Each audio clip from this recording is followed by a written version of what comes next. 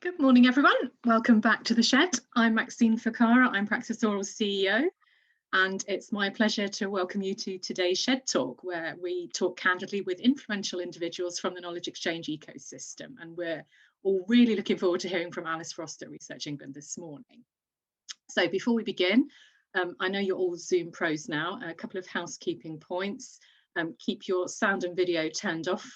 You can send in any questions via the chat and Sean and I will queue you up appropriately. And don't forget to include your name and organisation when you ask a question, please. And just to let you know that we're recording this session and it will be available after the event to Praxis Oral members. So with no further ado, let me hand over to Sean Fielding, Director of Innovation, Impact and Business at the University of Exeter, and immediate past chair of Praxis Oral, of course. Is it all quiet in the Southwest this morning, Sean?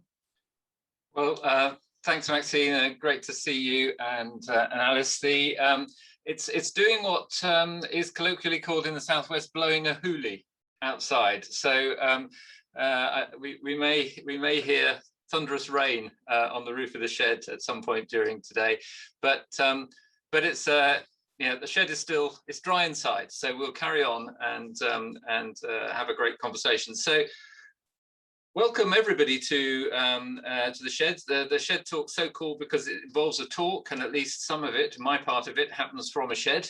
I don't think Alice is in the shed today, or if it is, it's a very grand looking shed, I must say.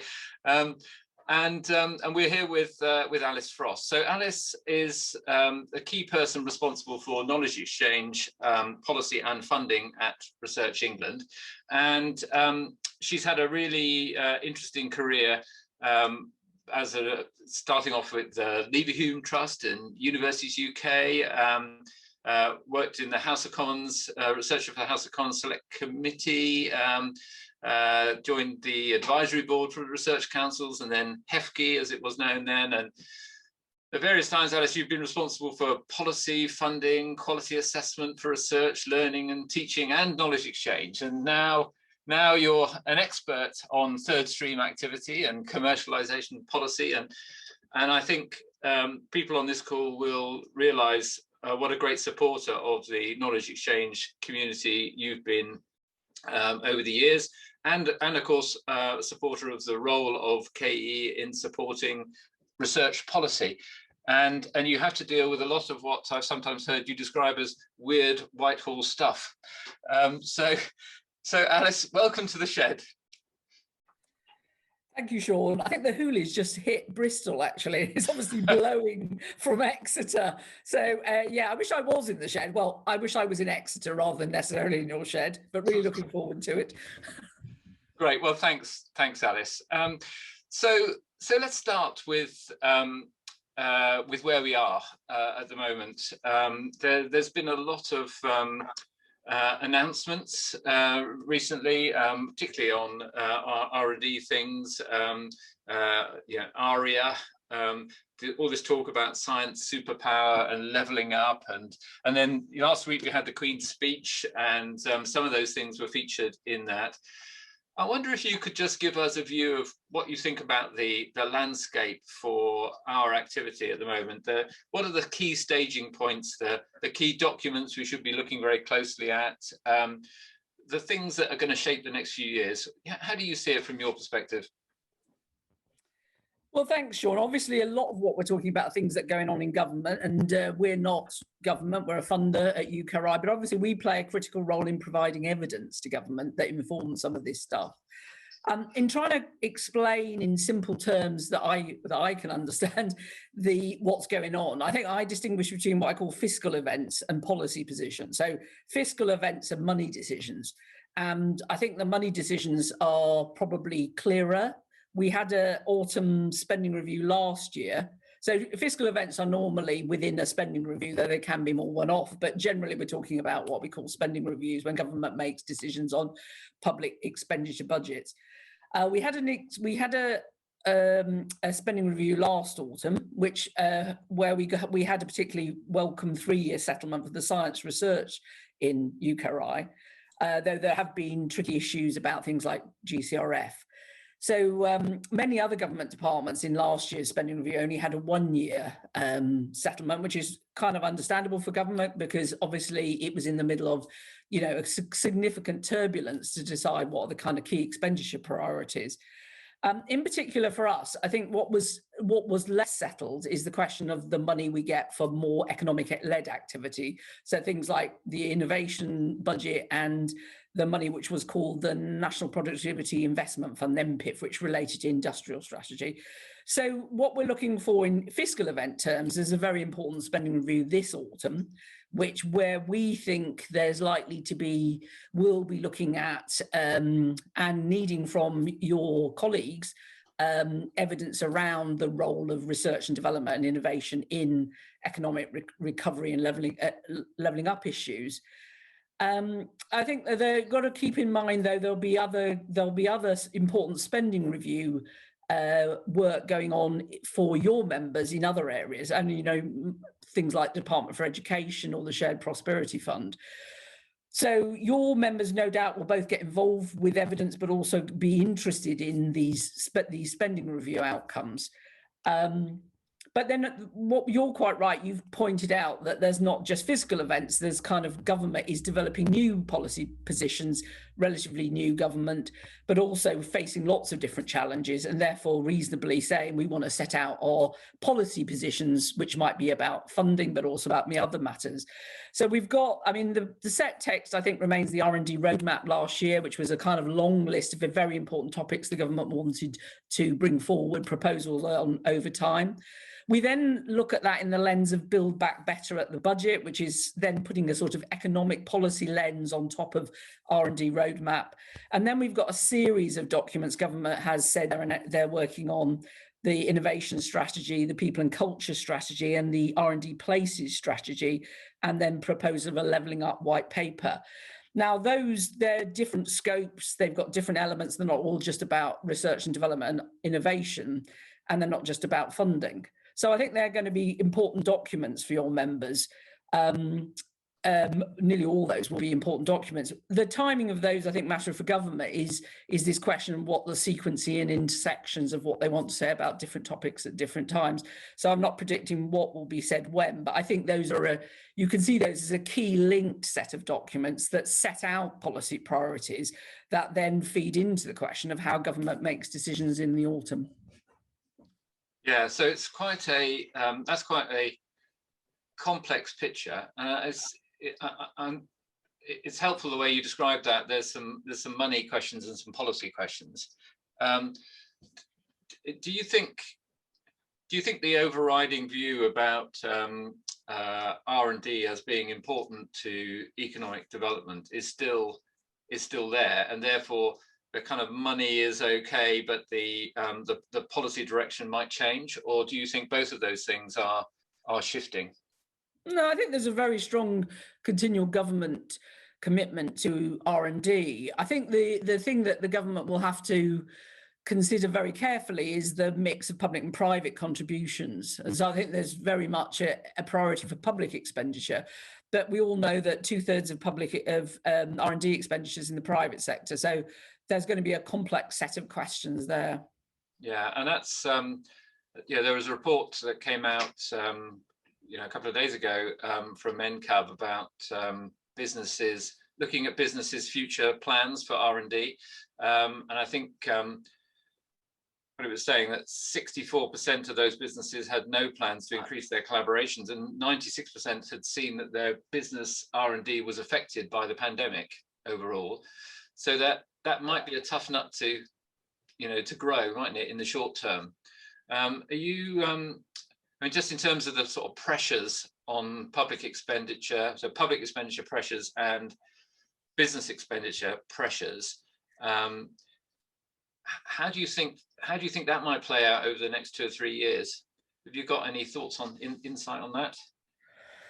I think that's exactly the kind of thing that's going to be tackled in the spending review and the documents going into it. So, it is a very challenging set of decisions for the government because of those very pressures on all sides the government's got to face. And I do stress the importance. and I'm going to talk throughout this about evidence, because what we're talking about is a very complex, we experience a very complex, we talk about the R&D and I system, that's a complex set of organizations interacting with public and private contributions.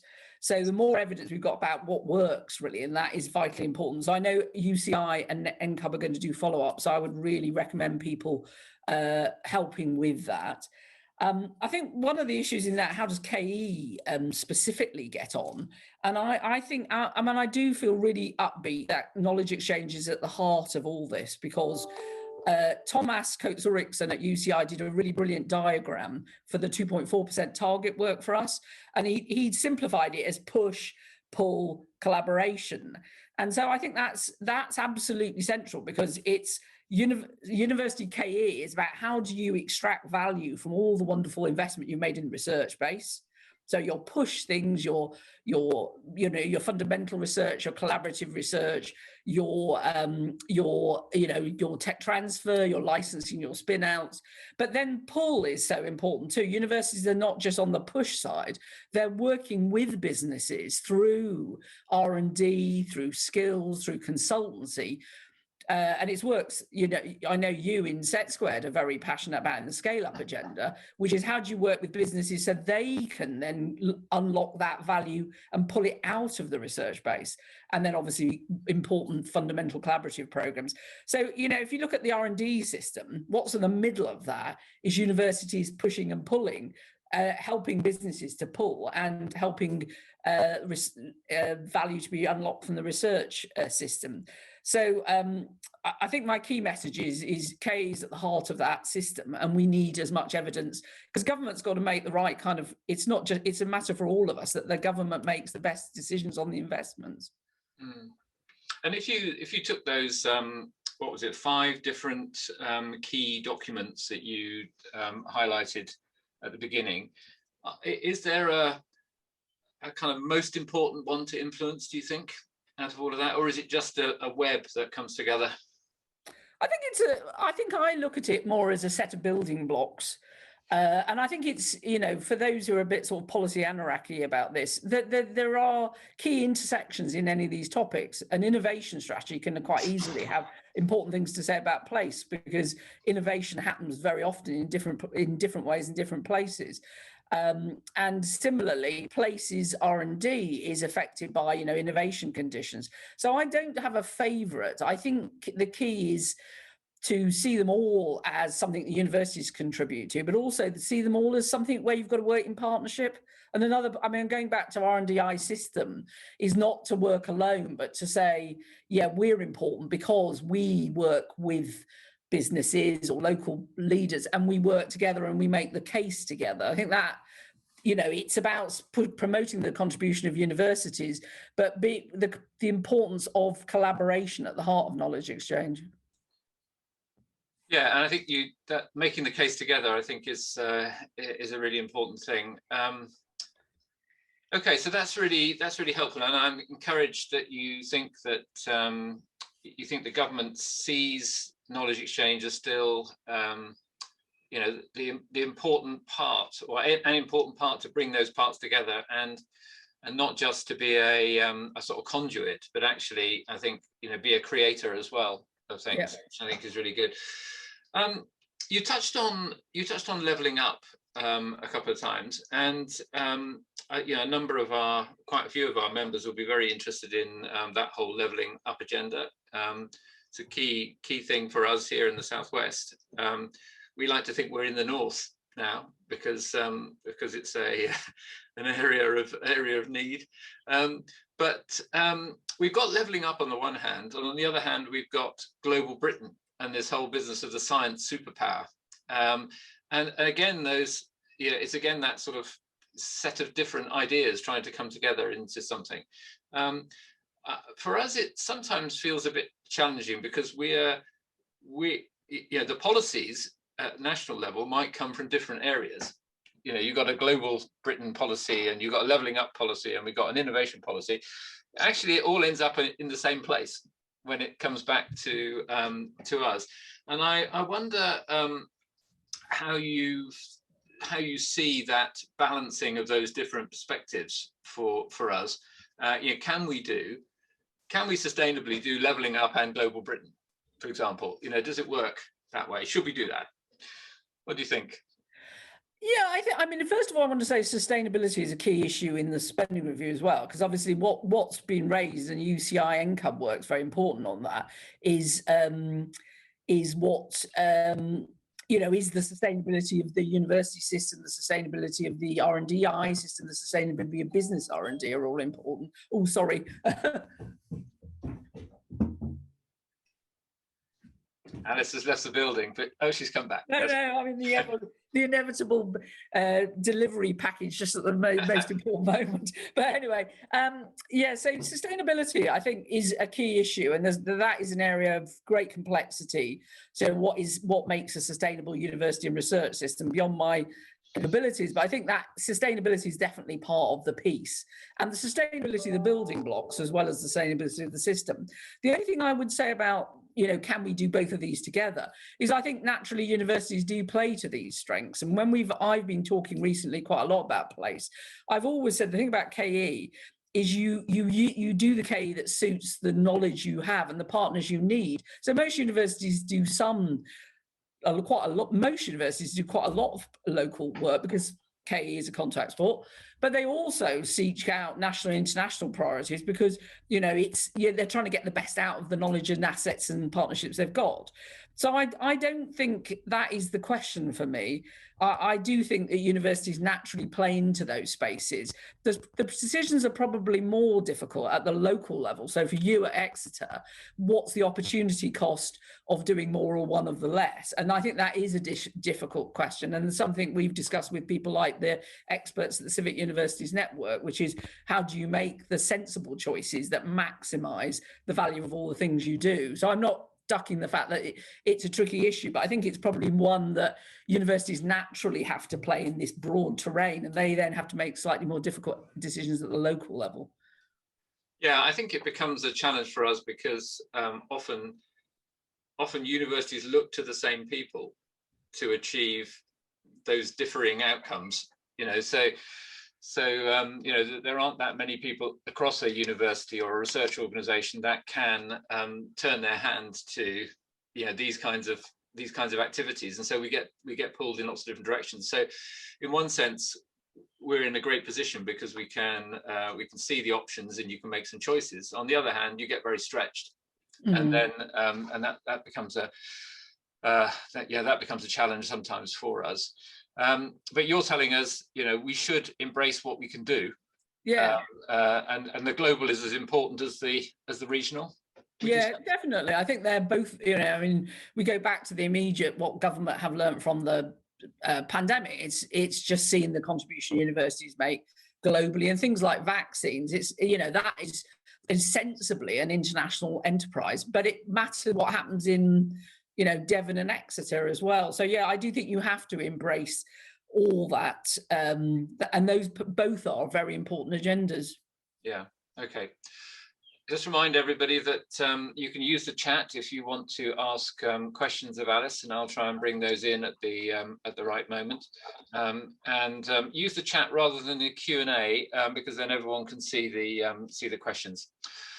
So just last week we had the local elections. So that was a big event for some people. In my area, all we did was elected the police commissioner, which didn't seem so exciting. I'm not even sure what the outcome was. But do you think those local elections will change the landscape of place-based R&D and that sort of thing? Has it changed anything, or do you think it's being driven by government anyway? Well, it depends what you mean by government in this context, of course, because I think, again, I'm just looking at this from an outsider perspective, really, although it was slightly more thrilling where I was, because we ended up with my ward went to, the Greens took it from Labour. In the city, we went to no overall control with balance between Labour and the Greens. We ended up with a Labour mayor and a Labour metro mayor. So I think you could say that Bristol is probably atypical of the country, but also we ended up with much of a stronger alignment. But But I think that's the issue, really. It seems to me, just as an outsider, really, not speaking for government on this, but it's an interesting rainbow, because you've got a Labour government, in Wales, and a SNP in Scotland, but in England, you've got these rather interesting dynamics of where county councils and local authorities ended up, and sort of swings at sort of perceived at national level, but then the interesting question of the metro mayors who ended up, I think, something like 11 out of 13 as Labour. Yeah. So, that's an interesting mix. So I was going to say, on the positive side, I think this is where we go back to the role of universities, because actually what universities have always been quite adept at is the kind of public space function. So supporting, that kind of complex dialogues between different political views, but also helping, make it happen on the ground. So I think whatever happens, it's a complicated picture, but something where there's an opportunity for universities to continue to support, what's a sensible way to bring people together to tackle some of these challenges, such as economic growth. Yeah, but levelling up, do you think levelling up is still is likely to lead to things that driving innovation locally, which remains a national policy, but then is delivered locally in regions? I mean, sometimes it's hard to read the runes on the levelling up agenda. It sounds good, but then the things that end up being levelled could be roads and railway stations. I think that will be part of it. I mean, roads make a difference to how economies operate, really. So I wouldn't preempt really, or try and second guess what a levelling up white paper will cover. But the trouble is, it does, levelling up does include these, critically practical questions. If the road system works more effectively, does a sort of ecosystem work more effectively? So I think universities and R&D will be in the mix of that, but it is about, I think, an important wider agenda. Also, I think one of the interesting debates in UCARI is this whole question of which we discuss without any particular answers, is what's the functional geography of R&D and I? There's a historic, quite well thought through economic geographies of travel to work, or what's the footprint of obviously the NHS, or defence or things. But I mean, R&D and I think is a particularly complicated question. What's the right geography? Is it a local, we'll talk about towns and cities and city regions.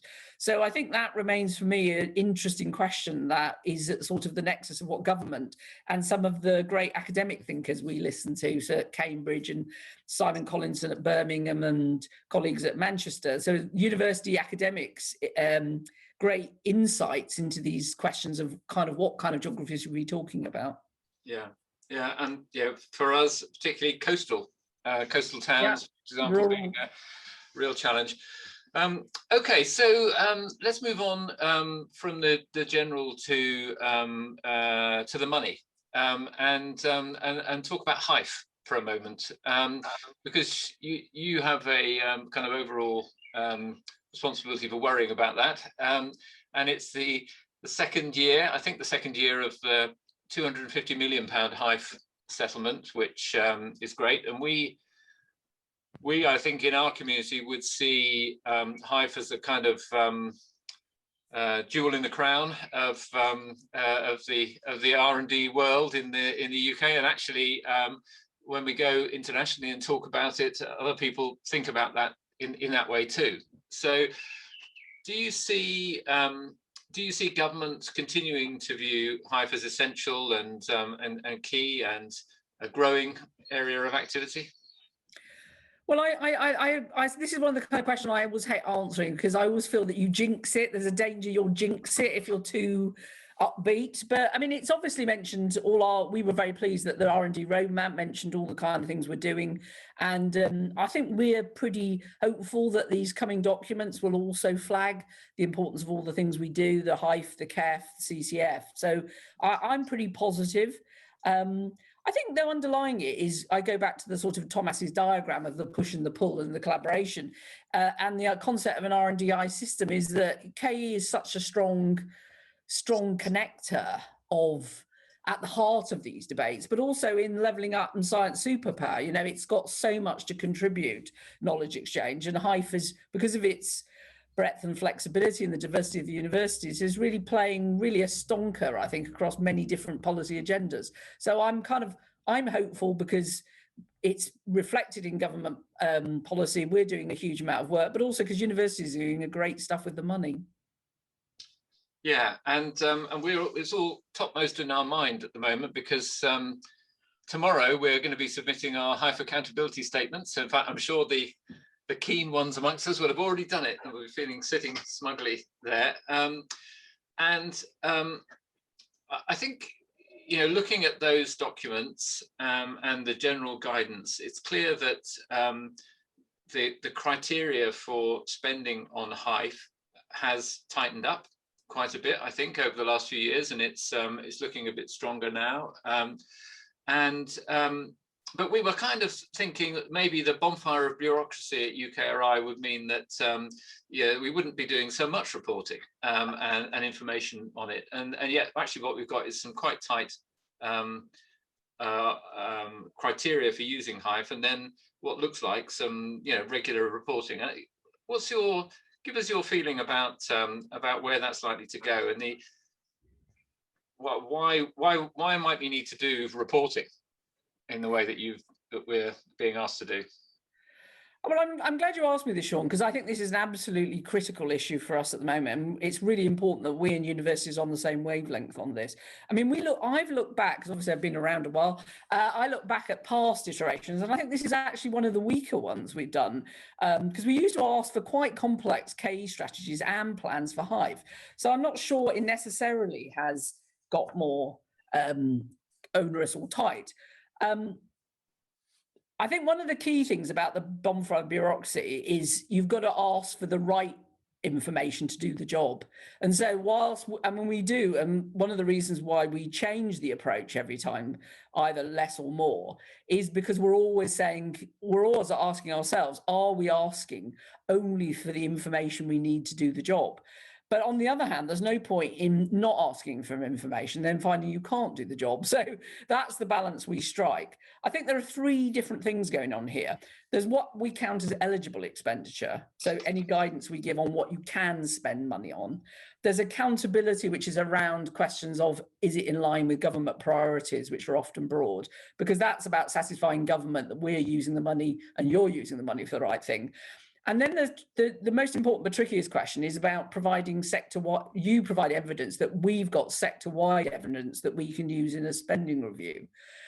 And actually, starting with the last question, so people are often saying to me, well, why do you need this level of detail about what I'm doing? I'm not second guessing you. I'm not, if you say to me, I've got 2 people doing tech transfer rather than 3, I'm not going to come back to you and say, oh, why are you doing that? I mean, we're largely collecting individual data in order to get this big picture of what everybody's doing. And I think that goes to the heart of what we've been talking about, which is this is a complex situation with an R&D and I system where we've got to know what works to decide what we invest in. And so to know what works, we need to know what universities spend on activities and impacts. So we're saying HEIF across the board, this is what spending is on at the sector-wide level, and it's having these influences. So we're saying this several billion pounds of money is being used in this way, and we think that's the best way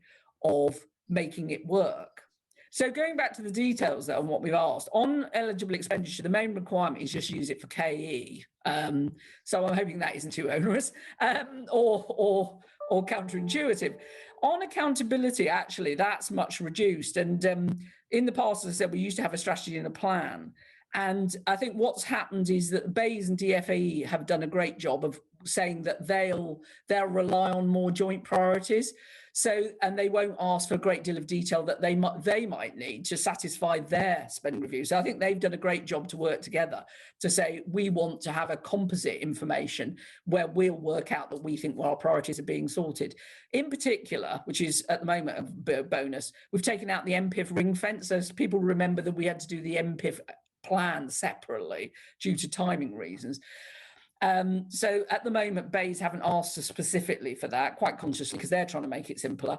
And obviously, one of the tricky issues, which some institutions have asked us about, obviously, is the industrial strategy is being superseded. So before we were asking you to tell us how you deliver the industrial strategy, and obviously that currently isn't going to work. So we've given some other additional guidance on, following the broad priorities. So I think we've done a lot to try and each time reduce it down. But I think what we're asking for is sector-wide evidence we need in a spending review, and to tell us what works. What does our money do in a complex system alongside other UKRI investments, and that we're trying to constrain you the least in what you can use the money for in terms of as long as it's KE, and you can be flexible over time if you get new opportunities. And we're trying to have the easiest way we can to satisfy government. But in the end, in a spending review, we still have to prove to government that we're spending money that we can spend more. If we get more money, we can spend it to make the best impact for the priorities they have. And that's really what we're trying to do. Yeah. And do you think there is a prospect of more? Do you think people will continue to invest in this area? In HEIF, you mean? In HEIF, yeah. Yeah, I do think they may. I think they may. I think what I'm emphasising, and I keep on going back to the system-wide evidence, what UKRI is saying is we've got to invest in a complex system where businesses or places are going to make a case for investment, and it is going to be tough on what's the best mix of investment to get the job done, because actually investing in all parts of the system are important. We've all got to work together.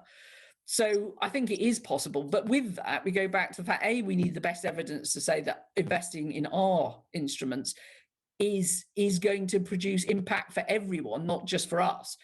And if we did get more money from government, we've also got to be accountable. We've got to be accountable, and universities will want to be accountable, that if we say we're going to achieve a specific government priority, whether it's science superpower levelling up, that we can demonstrate that the golden thread, that government has a priority, that we allocate the money and you use the money to have the most serious intent to actually deliver that priority. Yeah, and I think the way you've described the what we should be spending HEIF on, and therefore how it fits with the other sources of funding is really important. And I think if members are struggling with universities that are looking hard at budgets and looking at HEIF to be used for supporting university activities, there's some really useful information there to make sure it is spent on KE. So KE activities, described broadly, but it can be. I think it's very helpful, because otherwise universities might lose that part of the activity, and then you lose that whole piece, that golden thread that holds things together that you were describing. Oh, I should just say that was just finally, obviously, Hamish McAlpine and the other members of the team will be going through all the information, and we will obviously give feedback and analysis of whether it's the best framework, it's the best reporting frameworks to get the best evidence. And we will be either commissioning or doing synthesis. So where we collect information for sector wide, we'll feed it back to you all, so you know where the information you've provided isn't going to a black box. We play it back to you, and you can then use it to understand where you sit in the system. Yeah, and there's a question in the chat about phasing. And how this year in particular we've had to do things which feel a bit out of sync. So we're having to reference things in in our accountability statements for policies which aren't yet in place, and for future trends, future documents. We've also got the Concordat coming up. We just managed to get the KEF reports done in time, so we could reflect on that. do you, I mean, I think we all probably recognise this has been a bit of a challenging year trying to make that work. Do you see that flowing in a more kind of steady path in the future? Yeah, I mean, I think the way we planned it, as it were, in conjunction obviously with the UK originally, was that the logical order was for the KEF to come out, and the money. So you know what money you have. You look at the KEF, and then you look at your concordat. The thing was that then people made different decisions about changing timetables, quite understandably due to pressures. So anyone who says it ended up, I think, in a difficult order was because, you know, people made decisions to change it in ways that were ideal in the sequencing, but perfectly logical in terms of the exercise. So I do agree with that. I think the only thing I would slightly note is that the government may set us some challenging objectives after the spending, if we did get funding, and therefore we may need to look through again at some of these questions of accountability again, because if they ask us to do something very important and demanding, we may need to refresh some of this. Everyone's at this point probably fuming at the screen, but, you know, if government asks us to do something really, really important on, say, place, we may need to come back to you and say, let's get together and collect. We've got to provide some information about how we're going to do it. Yeah, so if there's a new strand of work, that might be a bit like some of the programs that we've had in the past, where a special program comes out and we all or across come together. I mean, I think we're expecting in the grant letter to be something about expectations on us to review, because we were talking about reviewing HEIF with KEF, which we will do, but I think it might be a wider review, because I think our concern at the moment is to meet challenging government objectives across levelling up and science superpower. We may need to think, let's have a really good think about all the tools, the best tools to do the job, including things like CCF, or Red Fund, where we can use you know, project funding or collaborations to do the job. So we may be wanting to think in that wider frame of mind in terms of how we approach KE, but also I think we may need to think about you know, this question of the industrial strategy, this question of making sure we're all aligned around the key new government priorities. So issuing some new guidance about how you're thinking, how you're framing your not making you go back over the details of your expenditure, but say, in going forward on these new priorities, let's make sure we're all aligned, that we are doing meeting the expectations of government. Yeah. So that, I mean, that implies to me that place objectives in HEIF. We've never had a place objective in HEIF, so that might be something we say, no, there needs to be a place objective. Yeah. Okay. I think that's really interesting, and you know, the CCF program has been very successful in combining interests, hasn't it, and trying to maximise benefit. So I could see how you might take that sort of line. What about the OFS elements, you know, which has become, you know, they've stuck with HEIF, haven't they, OFS? And there's you know, the student activity and the education elements. Do you see that growing? I mean, I would jinxing it. I don't want to go ahead, because obviously DFE have huge challenges themselves that they've got to address. I mean, I think what is very positive is we've started to do more thinking around this narrative around the role of universities in places to do R&D and skills. I think that's quite an important question, which has been raised by universities themselves, but also by things like the Civic Universities Network, is, you know, are we ignoring the obvious, which is universities, but with partners like FE, that they're actually a very important joiner up of R&D and skills. So I see at the moment opportunity that we can meet. We may be able to satisfy both BEIS and DFE priorities, but, you know, I'm just very realistic that, you know, there are going to be, all government departments are going to have quite stretching targets in terms of, you know, post-COVID recovery. So I'm not kind of saying that's going to be easy. Yeah, yeah, absolutely. I just should note that the rain has stopped, but the children in the school next to me have now come out to play. So there may be some screaming in the background. So there's a question from Kareem in the chat about this question of if we're giving examples of things that demonstrate the value, are there particular projects that you found have been really successful in kind of helping government to get it? You know, what is a good project? Are there particular examples you draw attention to that we should be trying to capture?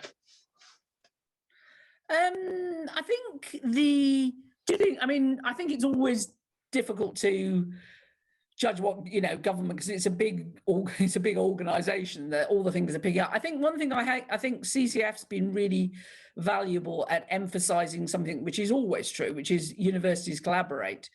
And CCF's kind of supercharged that. But I think that whole collaboration piece is very valuable, particularly at the levelling up agenda, because actually what we've talked about is individual institutions produce knowledge which they need to exploit in very different ways. So Exeter is going to have local, national, international objectives according to different contributions it can make. But where it comes to place, of course, I mean, collaboration always becomes central. And first thing you want is the universities to collaborate and with other key partners. So I think collaboration between universities remains an important thing. And CCF is a great way of really sort of supercharging that. I would also say that going beyond is things like I think Hamish and the team have very much appreciated the HEIF narratives, because universities there have given us a lot of detailed information in the narratives, which we can also use.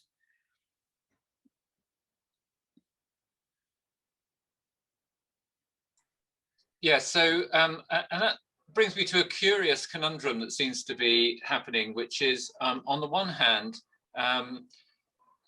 universities are being seen as the kind of saviors of the world in relation to, you know, vaccines and new ideas and new things that are going to change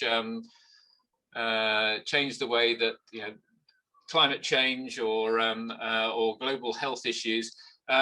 But at the same time, we see generalized attacks on universities, general bashing in relation to you know, free speech and the value of degrees. You know, recently, you know, surely poor students can come back and don't have to do this online learning anymore. You know, there's this kind of, on the one hand, it feels like a very split view. So it feels almost as if whatever we do on the giving great ideas and great outcomes back in, it somehow doesn't affect that message. Do you have any? Do you see that playing out in Research England? Do you recognise that? I do, but I suppose one of the things I looked at when Build Back Better came back, so not something which is specifically about universities, but something is a more general statement from government. I think, if I remember, I counted 7 references to university, which was more than the references to businesses, and every single one were positive, including in teaching. So I think, you know, I think we go back to the fact that I think government and other stakeholders understand that what universities do is incredibly important. I guess it's then goes with great responsibility, goes great pressure, which is you then get a lot more debate about what you do because it matters to people. I think that all the evidence we produce and you know, people like Praxis Oral produce are important, because you've got to pin down these inevitable public debates with evidence points. Yeah, and I suppose the CAF is helping us with that. Yeah. Do you, yeah, David Secker's put a question in the chat about the response to CAF, I suppose. Did people find some of those responses surprising? Does it help with people's perceptions generally? What's the view? Is it a useful mechanism? Yeah, it is a very useful mechanism, I think. I think in the pilot round, there's a sort of getting used to it kind of factor. And also, I think there is a question of people who may not have filled in their forms completely in the past, where where I do understand some of the fields are quite complex, but it's always been an enormous frustration of mine, where people complain about HEBC and they say, oh, it's not very good, and then the main weakness is people don't complete it. So I think maybe it will improve data completeness, I think, which is so I mean, I don't think, I'm not resting hugely on the first iteration, because that's kind of that kicking the tires stuff.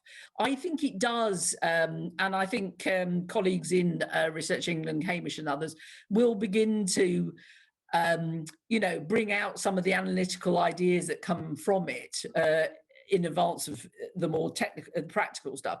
But I mean, it reveals all kinds of things about distributions, really, of activity. I know spin-outs being one of the ones I know we're going to touch on, but there are some activities that are more or less concentrated, and it's important to understand those, because when you're talking about those, you've got to be clear about some things which might be widely distributed, and things that might be more focused, and what are you really talking about. So I think that'll be something for colleagues.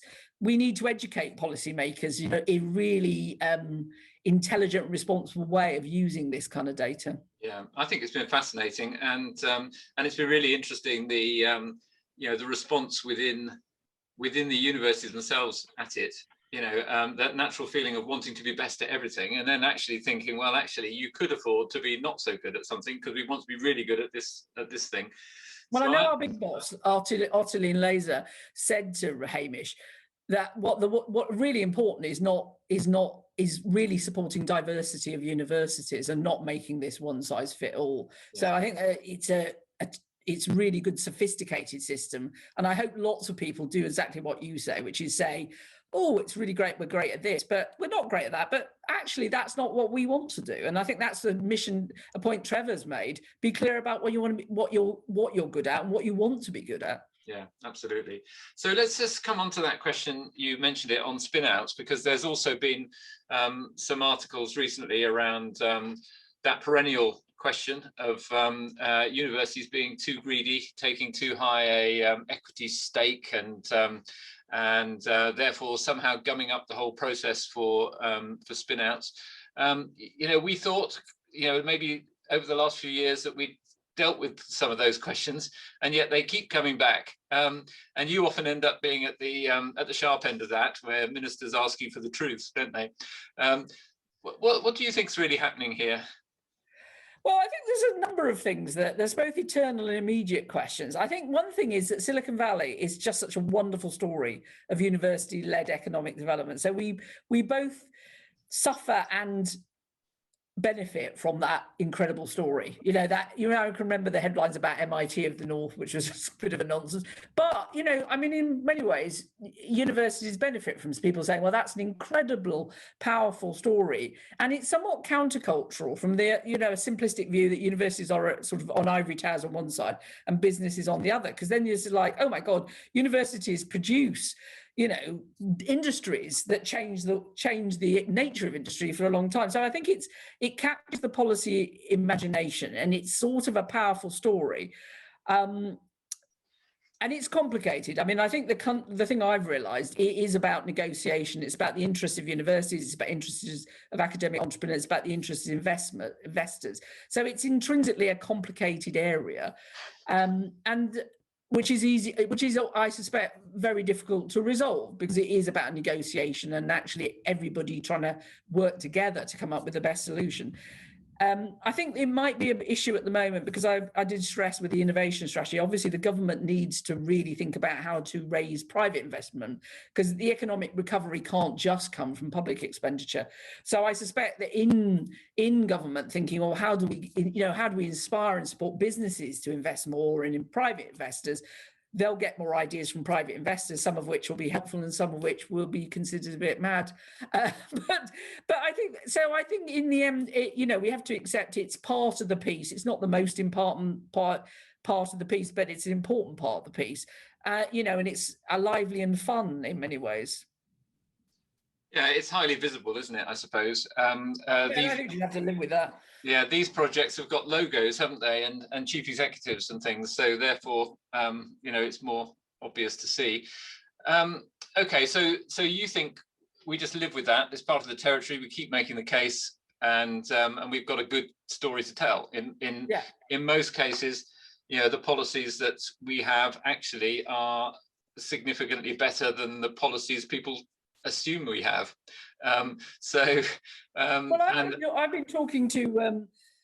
I've been thinking more about what I would call an assurance framework. So if you say, well, how do we assure government that university tech transfer is the best it can be to deliver government objectives, then we've got some massively important building block. Praxis Oral brings together the people who do that. We have a Concordat, which is about in linking vice chancellors broadly to policies. We have a HEIF to give us the benchmarking information. We have funding instruments to support it. And we've got increasing international things like 10U, who also link with build on the relationship between Praxis Oral and AUTM and the increasingly globalized nature of the membership of Praxis Oral. So if when it comes to tech transfer offices of people get together, they listen to international counterparts, they relate to their heads of institutions and their strategic objectives. They're supported by policymakers. We're building better evidence. I mean, really, it's an incredibly powerful story we have about how we make sure that we satisfy government this is going to work. Yeah, I think, as you say, I think Praxis Oral has a good role to play in that. There is there's a question about how we as practitioners can help you in making that case about the things that we're doing, and obviously you talked about the individual project successes, but also that assurance piece. We've been struggling with this question of, what is our role as a body of people to engage with that. NCUB is doing a really good job at the moment of promoting stories and reports and things. Where do you think we fit in that landscape, the KE professionals themselves? I think KE professionals have an enormous important job across the board, but the current spin out debate, I think, is where it shows why it matters so much, because I can honestly say that I know that when people are saying, well, TTOs do the right thing, I can say I know those people. Praxis Oral is a way to bring those people together. And Praxis Oral does that all the time, and through conferences and events and director events. So I can honestly say, hand in heart, I know who those people are. Not only do I know who those people are, I know they talk to each other. So we kind of often get in policy circles, well, it's a pity universities don't talk to each other. Well, I'm like, no, I know that people, I take things like the CCFs whenever I'm talking to Connected Capability Fund projects. We've done some networking, but also they'll say, different projects will say, oh, well, I was talking to X who's doing the other project. I know what they're up to. So I can say, I know those people, I know they talk to each other, I know they share good practice, and I know that they work internationally. Yeah. So I think that's absolutely a powerful story. Yeah, and so I think talking more about the process actually is probably helpful to you there, as well as the actual outcomes. Yeah. So let's, we're in the last few minutes now, so let's just ask you to look into the future a bit, if you can dare to. So if Alice was to look into her looking glass over the next 5 years, do you think, do you see some major changes coming that we need to be preparing for? Well, I think the major change I can think of coming for is because I do eventually have to peel off, and because I've got idea of so many novels I want to write. So I see the biggest hole in your life, Sean, will be not talking to me in sheds anymore. But no, I suppose what I've talked about is, and I suppose it came up with this spin outs question, is what an incredibly solid job we've all done together to create a really powerful framework of funding, of assurance, of good practice to satisfy government and convince, make the case to government that we've got a really strong system that can contribute to the R&DI questions. And we're the bedrock of that. So I think the future, I feel that what I've achieved is working with many others, including Praxis Oral, is to put in place an amazing, strong framework that's the basis for success going forward. So basically, I've done all the difficult things, and you'll all find it easily after I've gone. Yes, you've done all the heavy lifting. Yes, it'll be easy from now on. Well, I think we will be very grateful to you, Alice, for all the work you've done getting us to this position. When I think of where we were when I started my career 25 years ago in this area, you know, there really wasn't anything of the kind of structure you just described. So yeah, so thank you. We all owe you a big debt of also, thanks. then I leave it with the lightweights, people like Rachel Tyrrell and Yes, Hamish McAlpine. You know, I think they'll be okay, because despite their obvious inadequacies compared to my brilliance, I think they'll be sound pairs of hands. I think you've built your team well. So listen, Alice, you've given us a really interesting discussion today. I think you framed it in challenging conditions. You know, we're in challenging conditions, but I think you have stressed, I think, the key role of knowledge exchange and the important job that we're doing to try and make things happen. But I do take from your conversation today your phrase, with great responsibility comes great pressure. So I think you know, there are expectations on us, and you know, we need to seize the opportunity of those expectations. But that's a good thing, rather than being something to worry about. So thank you very much, Alice. Thank you for joining us in the shed today. And now over to Maxine. Thank you, Sean. Thank you both so much. Alice, you know, a brilliant use of an hour, as always, listening to you. We much appreciate you coming and experiencing the shed, virtually at least. Okay, that's it for today. Really looking forward to seeing many of you and your colleagues at our conference in a couple of weeks' time. Shameless plug, you know, the programme has something for everyone, so and your whole office can attend with a flexible ticket. So if you haven't got one of those already, do go and have a look at the full programme on the website. Have a good day, everyone, and see you soon. Thank you. Bye.